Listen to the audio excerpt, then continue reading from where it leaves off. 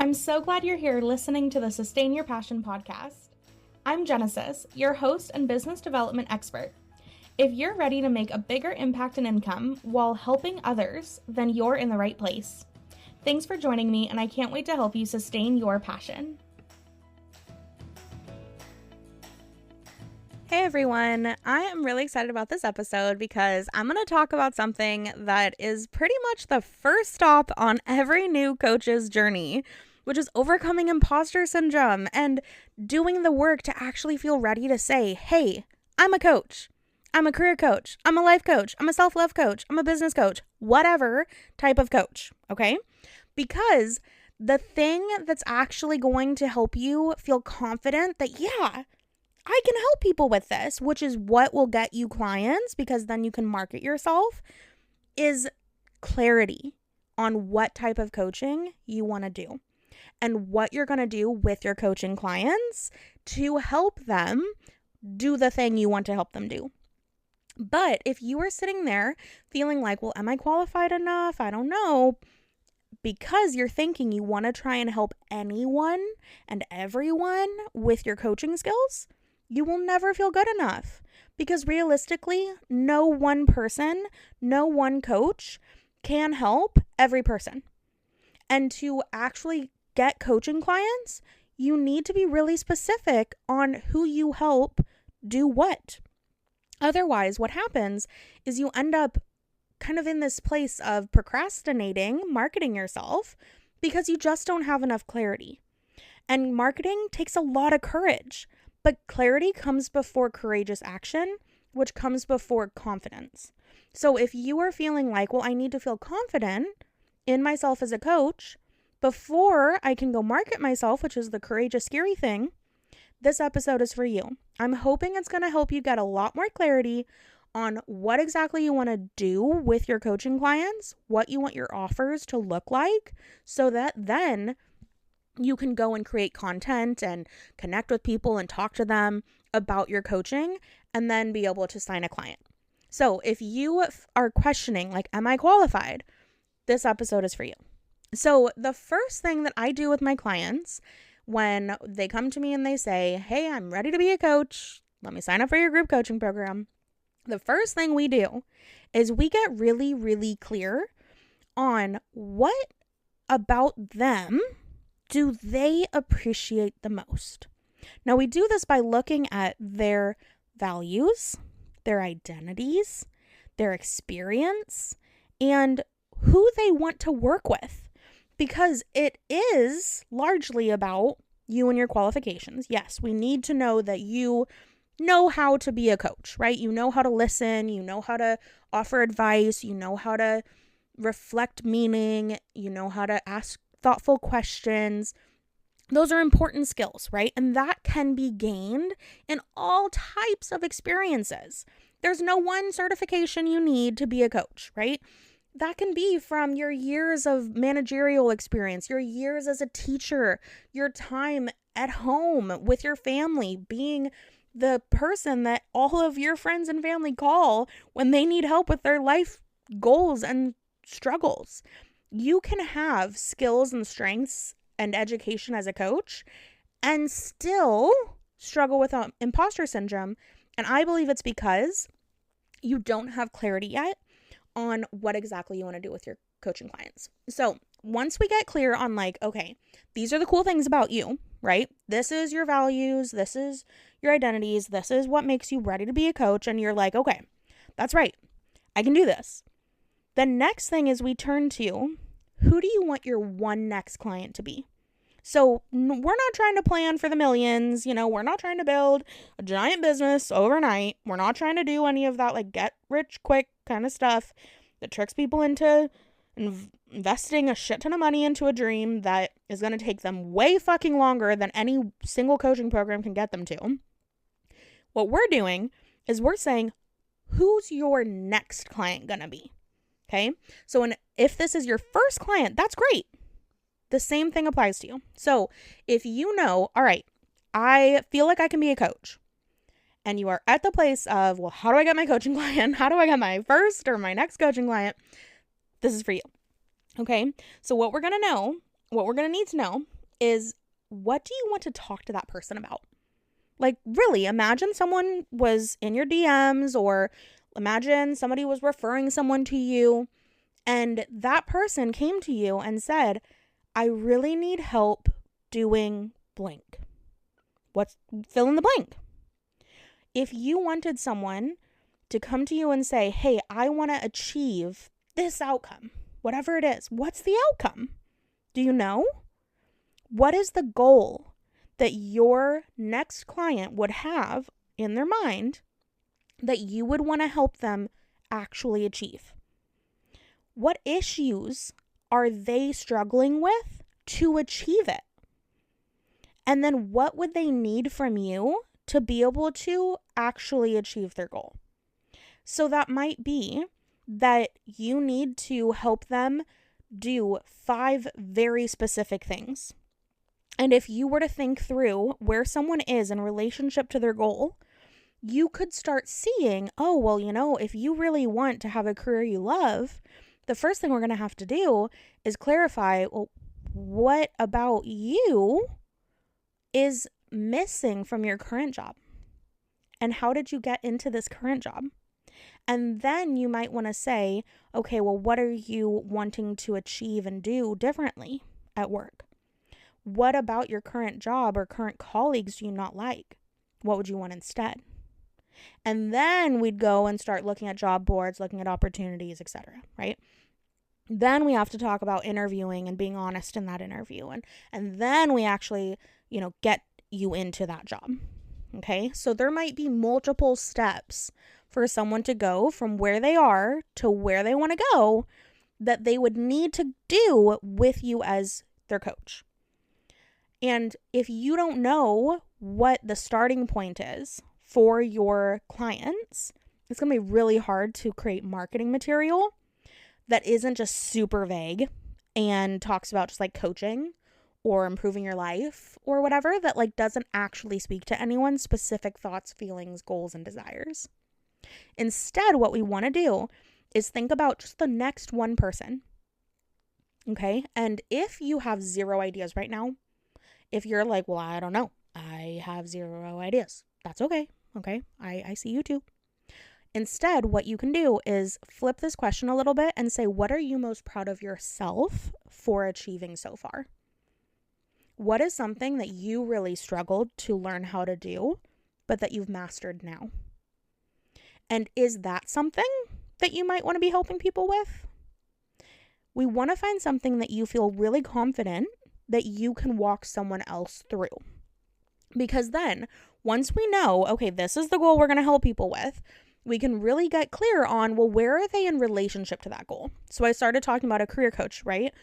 If they want a job they love, but they don't know what that could be, there's a lot of self-development and self-exploration that needs to happen, and career exploration of options and, maybe informational interviewing or whatever that has to happen. But if you wanted to be a career coach that is, I know exactly the type of job I want to help people get. Like, I want to help software engineers get hired into software engineering jobs.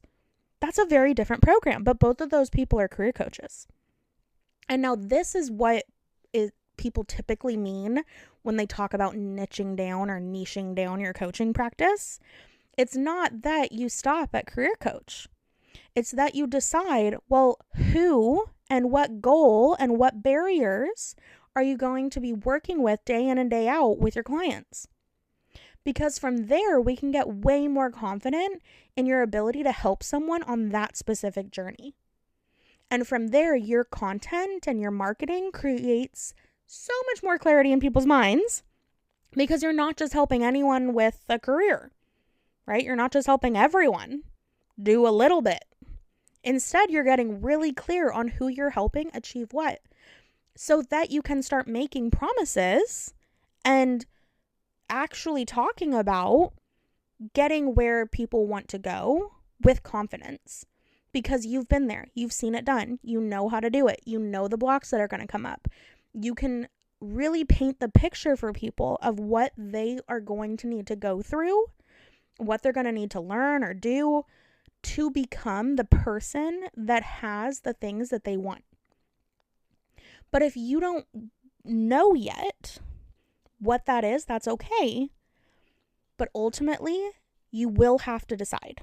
Because I have seen so many new coaches not fully commit to a niche, a specific person who wants a specific thing, and then they burn out because they're trying to help everyone under the sun.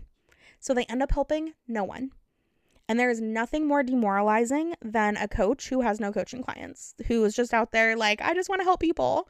And it's like, yeah, I bet you do. But like, which people? There's a lot of people.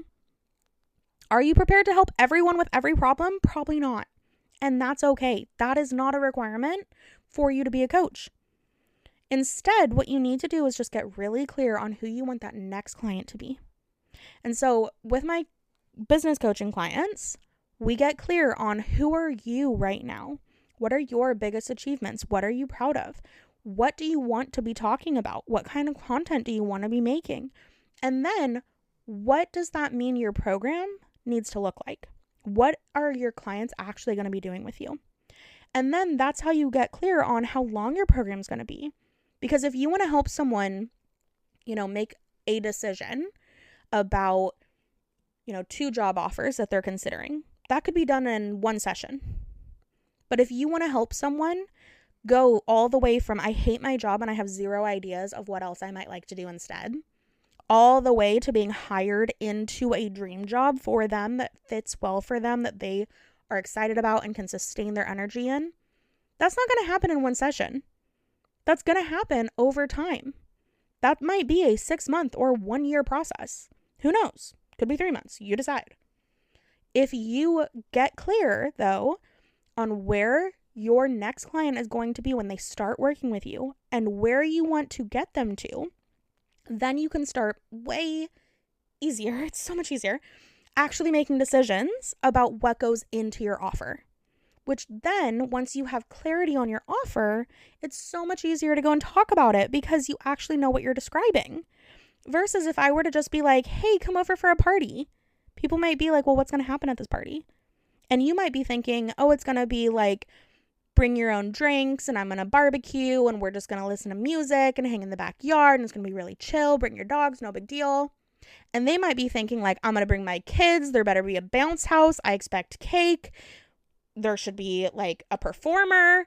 And then there's just super misaligned expectations because you weren't clear enough about what your invitation was. So instead, let's not do that. Let's be confident in what we offer, who we can best help.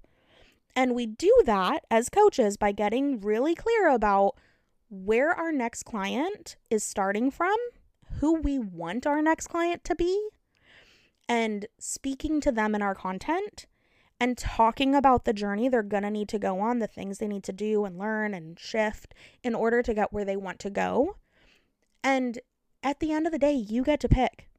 If you don't find it personally meaningful to help someone lose 50 pounds, don't be a weight loss coach that specializes in helping people lose 50 pounds.